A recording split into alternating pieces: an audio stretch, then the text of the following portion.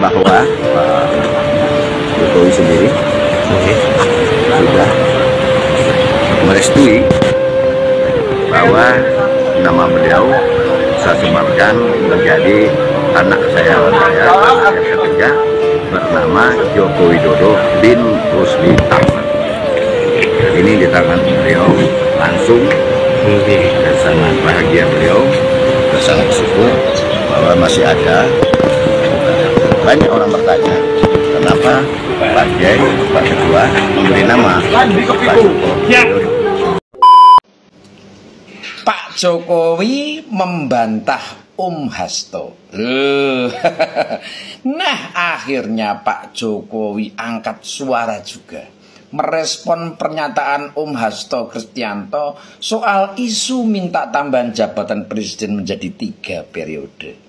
Terima kasih buat jurnalis Solo yang bisa mengorek komentar Pak Jokowi sampai akhirnya kita bisa mendengar sendiri respon dari Pak Jokowi. Nama mantan Presiden Jokowi akhir-akhir ini dirusak oleh beberapa pihak atau beberapa orang yang memiliki kepentingan. Ada yang menilai bahwa Pak Jokowi seolah-olah mengalami post-power syndrome pasca melepaskan jabatannya sebagai Presiden Republik Indonesia, sehingga banyak orang yang datang ke rumahnya untuk memberikan salam dan mengunjunginya. Itu dinilai sebagai sebuah bentuk atau upaya yang dilakukan oleh Jokowi agar bisa mengobati post-power syndrome yang ia alami. Namun, dengan begitu banyaknya orang yang menjelek-jelekan nama Jokowi, justru ada seorang Kiai Soleh asal Riau memberikan nama untuk anaknya dengan nama Jokowi. Karena menurutnya bahwa Jokowi adalah seorang wali Allah sesungguhnya. Kenapa ia bisa mengungkapkan bahwa Jokowi adalah seorang wali Allah? Itu dikarenakan bahwa beberapa sifat yang dimiliki oleh Nabi Muhammad SAW itu ternyata ada dalam diri Pak Jokowi.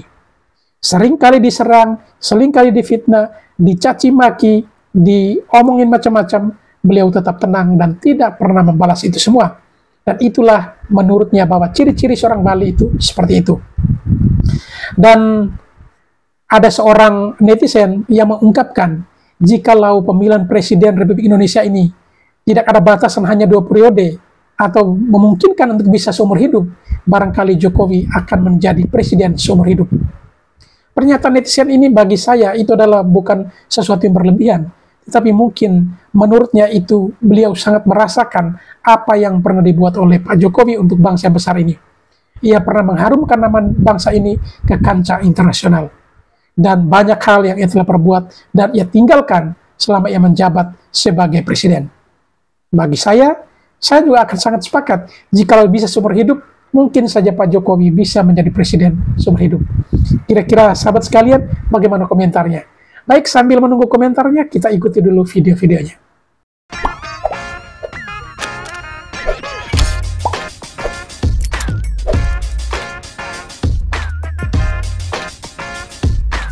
Kalau Jokowi bisa jadi presiden seumur hidup, aku pilih Jokowi.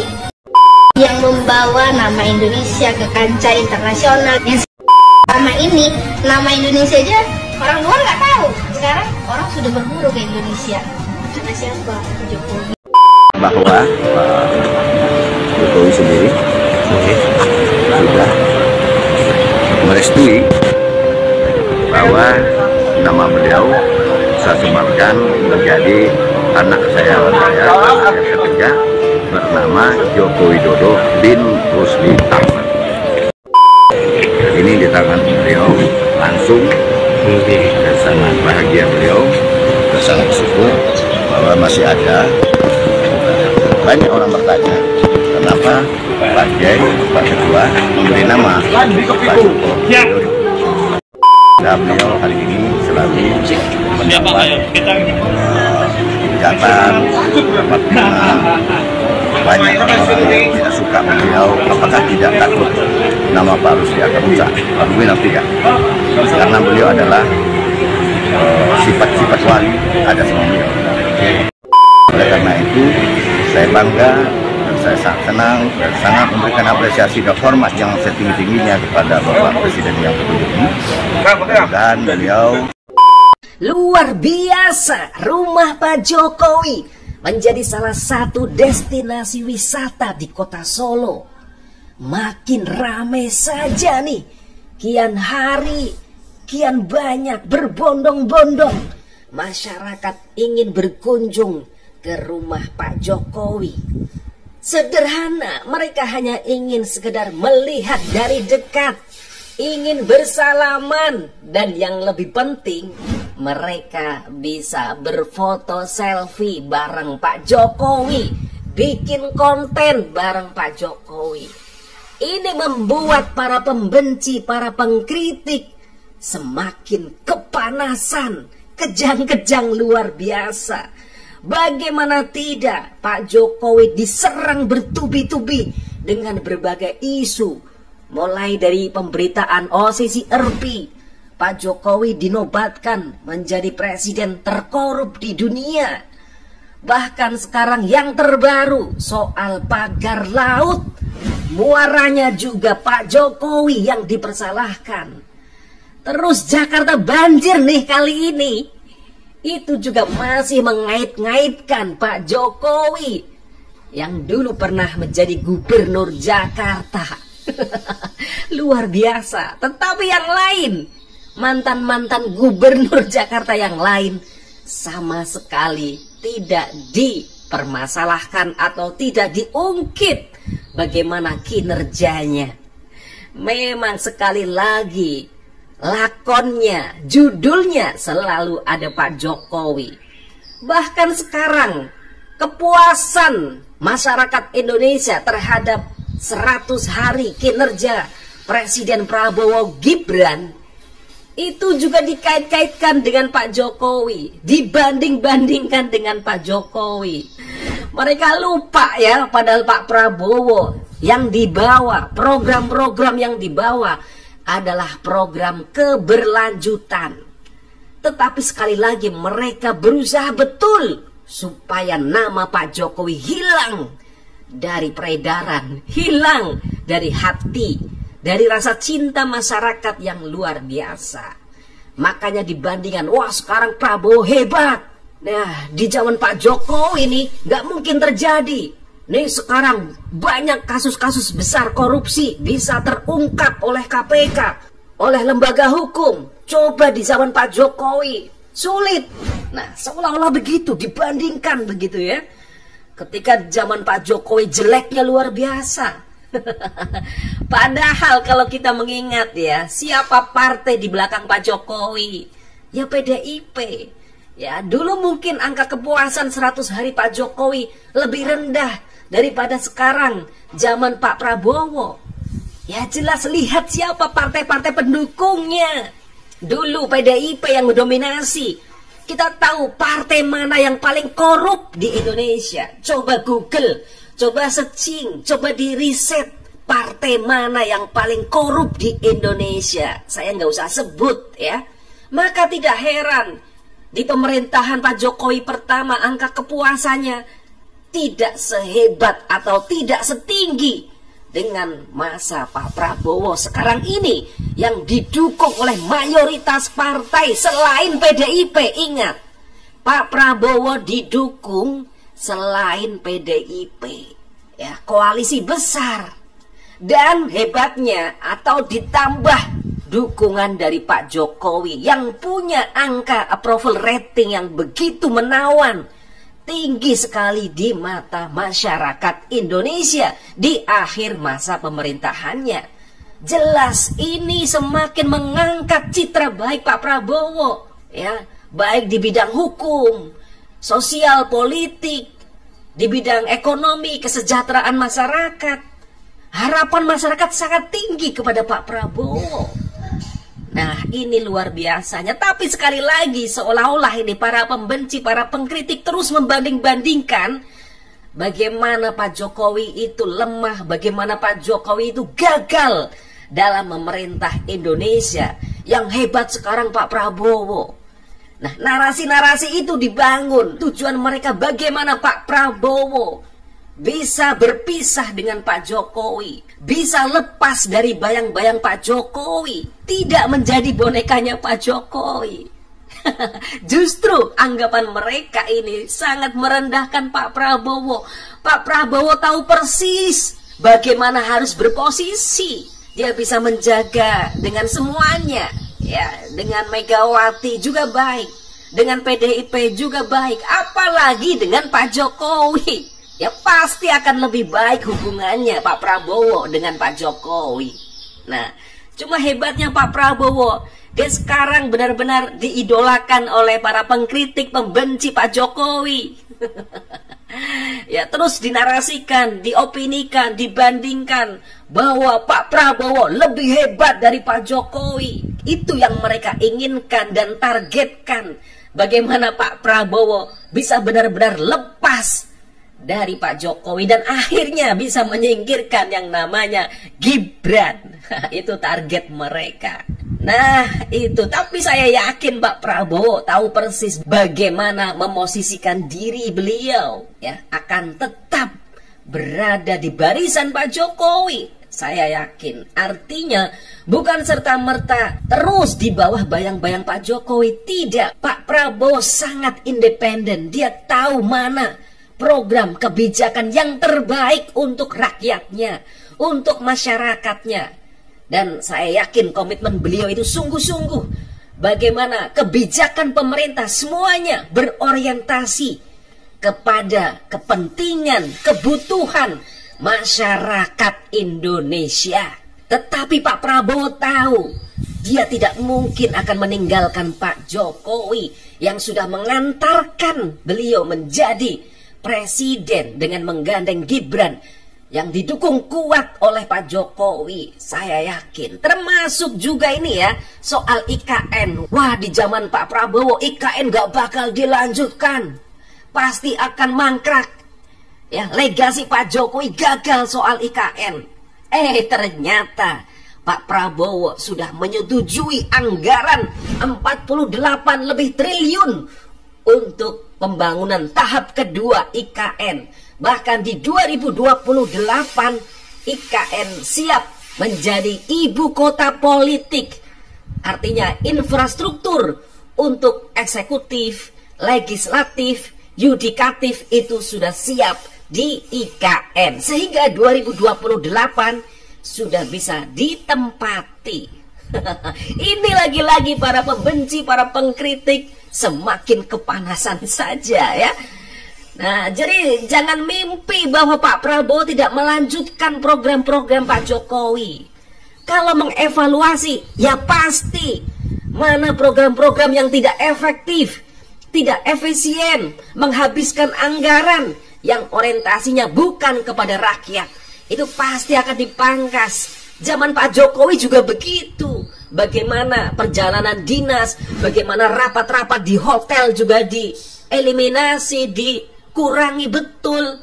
Sama, karena memang anggaran untuk makan bergizi gratis itu sangat menyedot.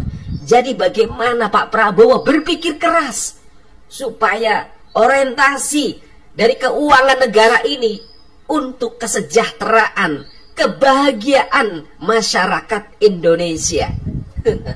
Ya, jadi kembali lagi, Pak Jokowi makin dicintai masyarakat Indonesia.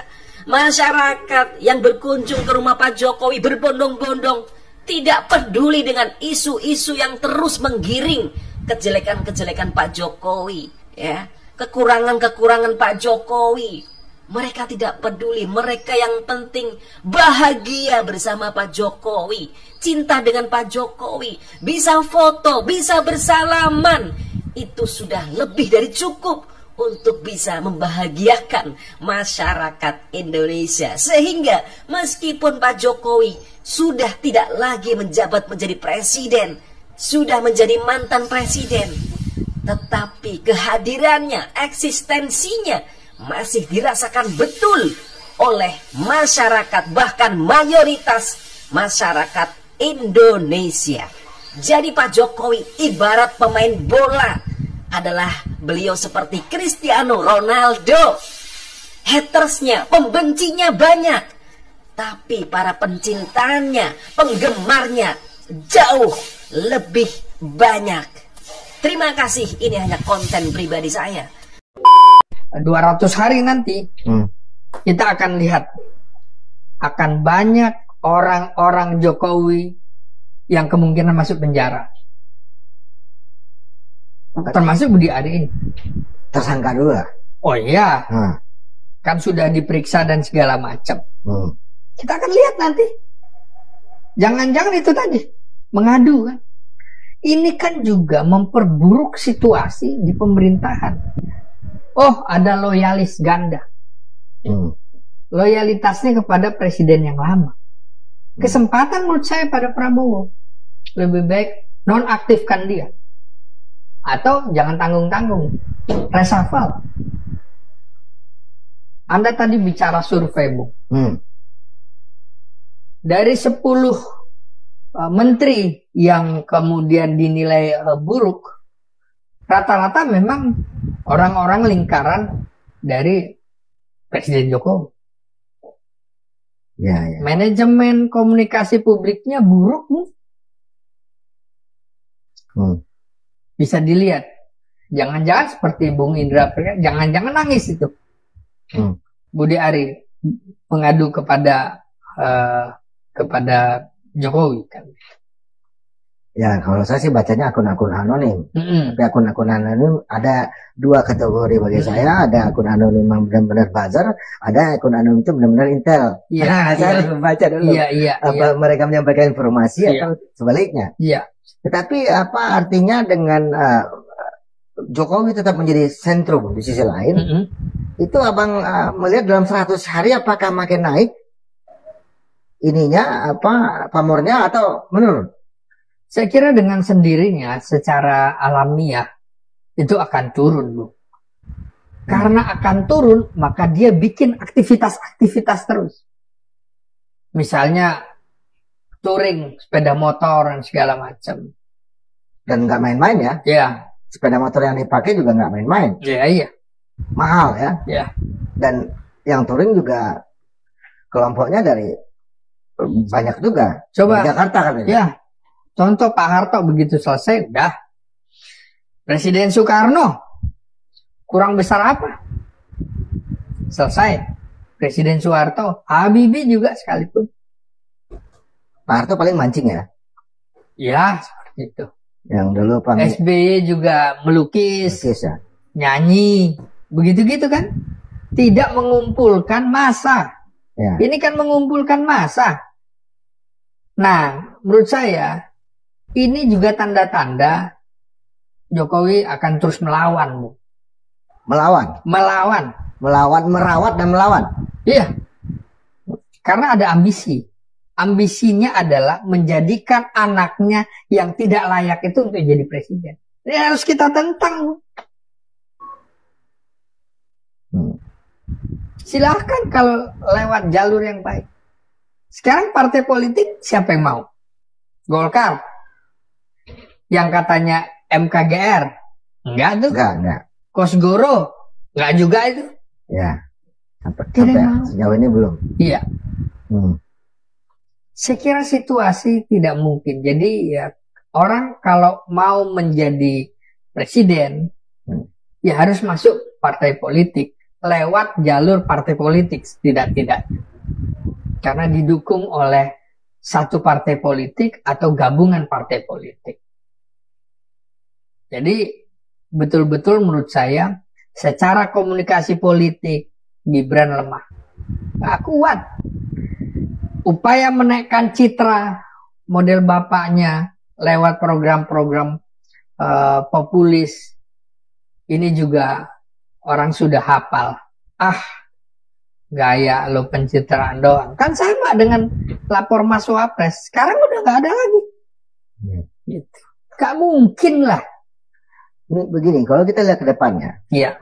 Kalau kita baca nih gerakan Pak Joko Widodo, ada sekitar 80 lebih dari calon-calon kepala daerah yang dia endorse itu terpilih.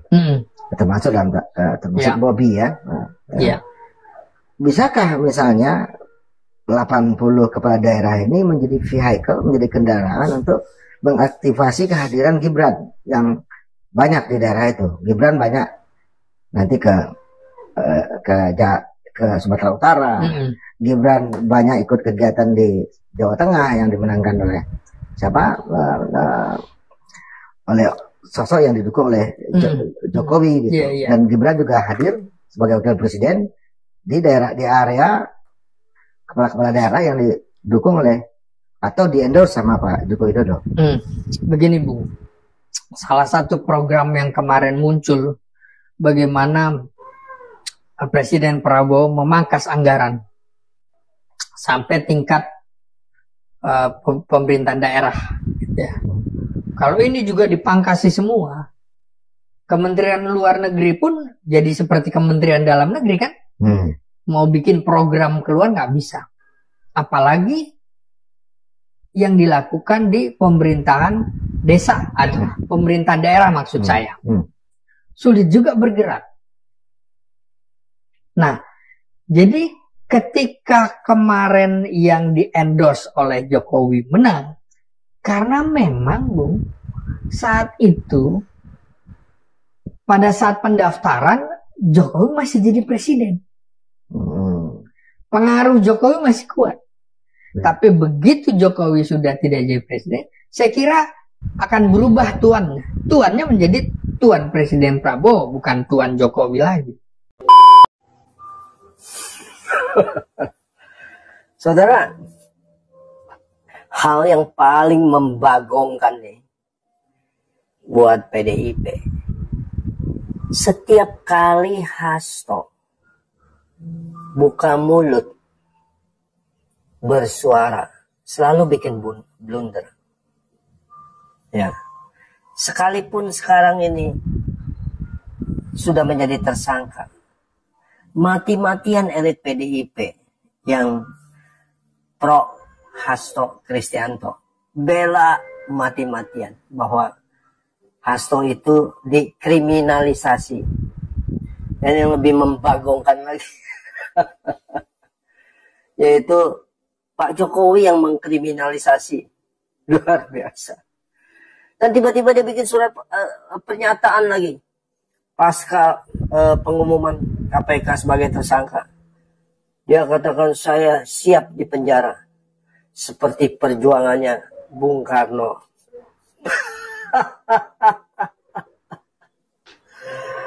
Masya Allah, Hasto. Saya sampai hari ini masih bingung. Kenapa Hasto itu dibiarkan membumi hanguskan PDIP? Karakter, tabiatnya, ya, tidak baik. Tidak baik buat PDIP, juga buat orang lain. Bahkan buat keluarga Bung Karno.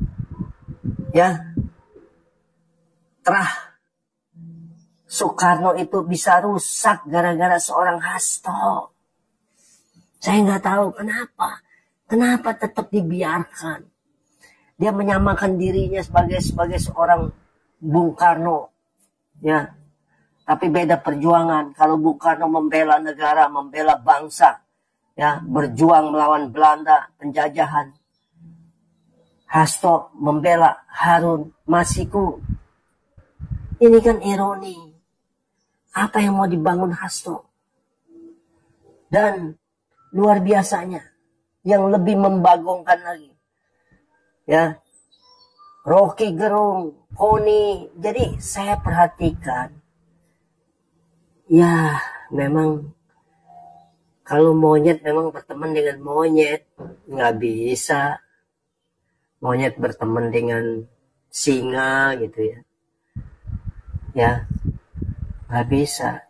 Dia memang satu jenis. Kalau orang yang kelasnya, levelnya seperti Hasto, memang dia akan bergaul di sekitar orang-orang itu.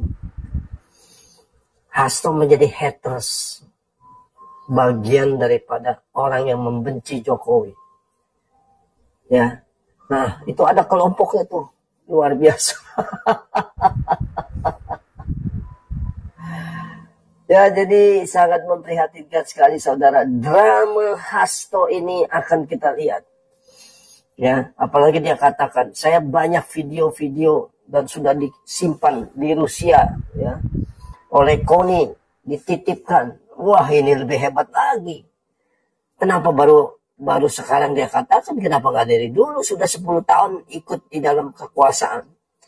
Berarti kan dia akan membuka rahasia para pejabat.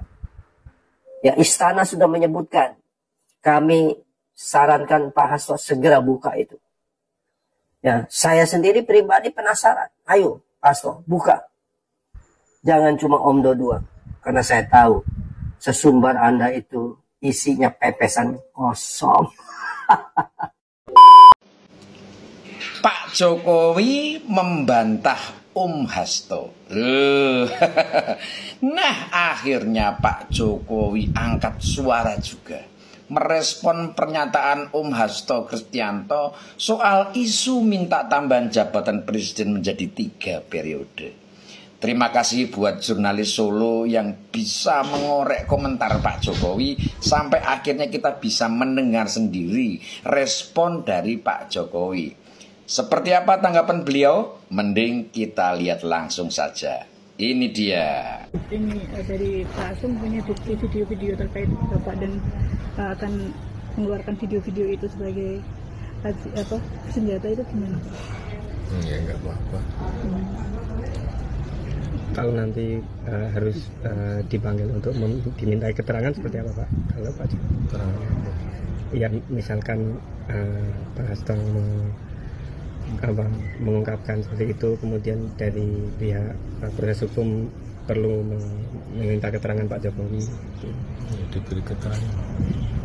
Pak, kalau kemarin Pak Hasto sempat menyebut bahwa ada pejabat negara yang menginginkan 3 periode sendiri, seperti apa Pak? Ya, ini saya ulang lagi, tidak pernah yang namanya saya minta perpanjangan atau 3 periode kepada siapapun.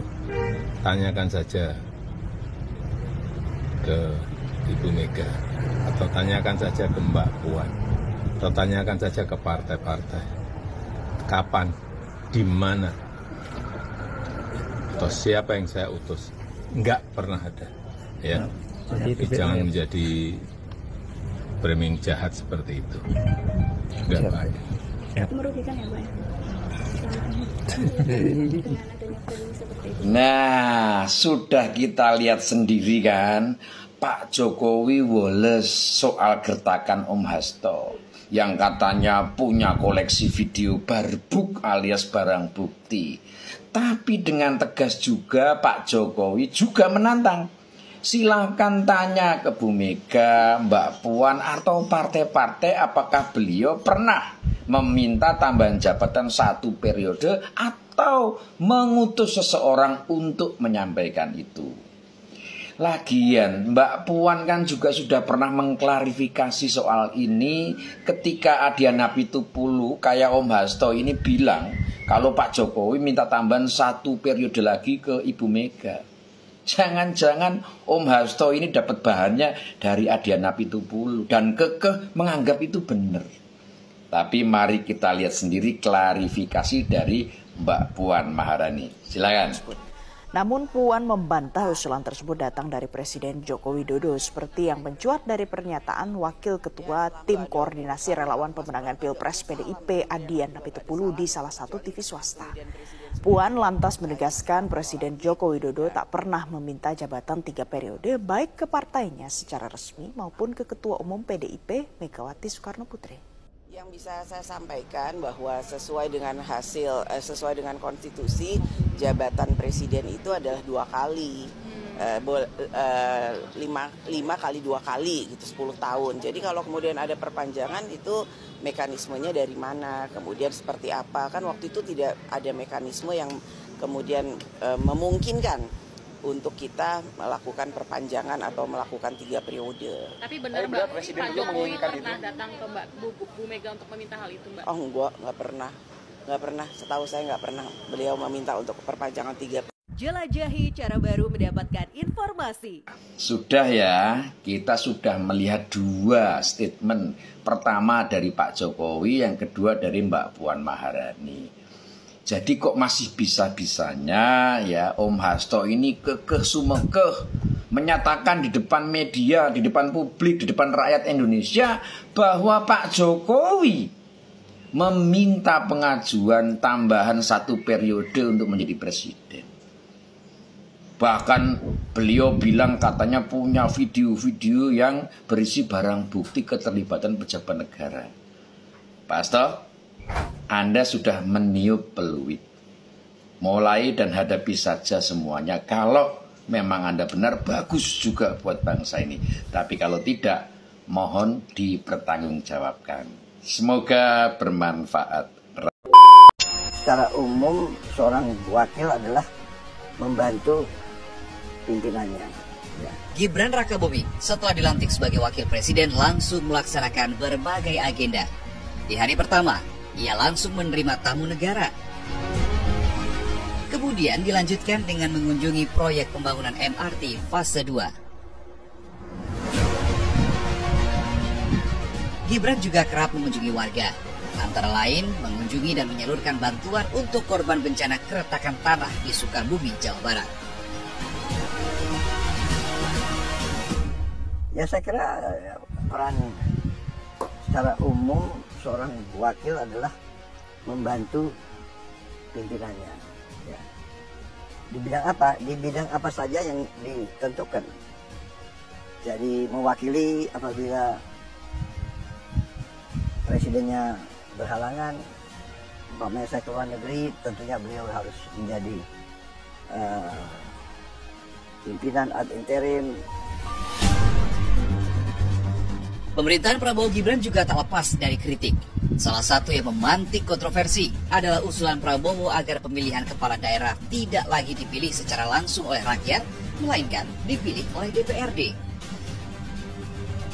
Berbagai kalangan menganggap ini merupakan kemunduran bagi demokrasi karena menghilangkan hak rakyat menentukan pilihannya sendiri. Sekali di tengah Pak Prabowo saat ini menghemat anggaran, berpikir keras bagaimana caranya APBN tidak defisit dan juga tidak menambah hutang. Tetapi Gibran malah memilih belusukan dan bagi-bagi susu di Surabaya. Padahal kalau kita lihat banyak permasalahan di Jakarta loh, seperti pagar laut, seperti banjir. Tetapi Gibran malah belusukan di Surabaya. Ini sangat lucu sekali. Seharusnya belusukanlah ke pagar laut, belusukanlah pada saat lalu ada banjir di Jakarta, tetapi malah memilih membagi-bagikan susu dan buku tulis di Surabaya. Kayaknya yang lucu itu bukan Gibran deh, tapi lu menyamakan tugas wakil presiden dengan kepala daerah. Kenapa belusukannya nggak ke Jakarta gitu? Kenapa di Surabaya?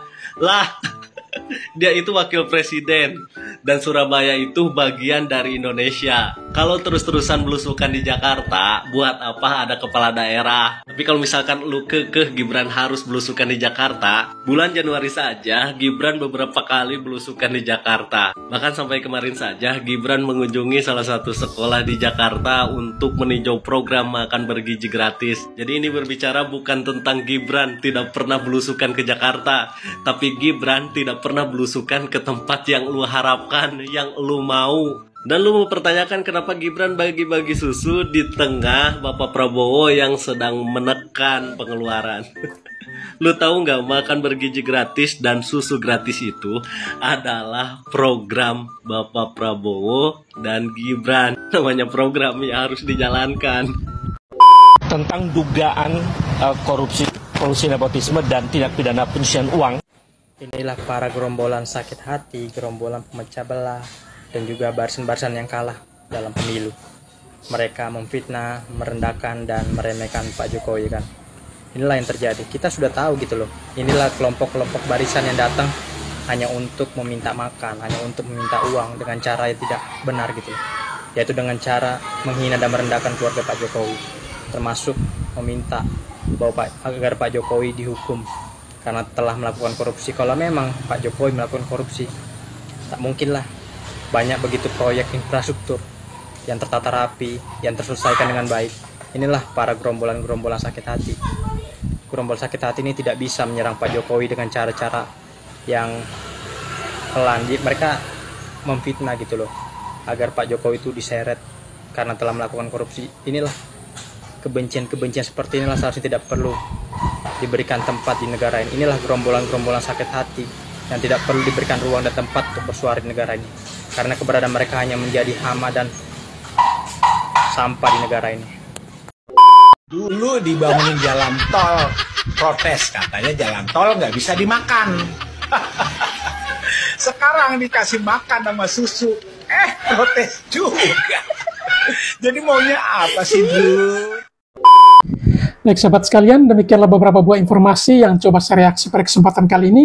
Dan kepada para sahabat sekalian yang mungkin ingin berkomentar, silakan tulis di kolom komentar. Sekian dan terima kasih dan sampai berjumpa kembali di video selanjutnya.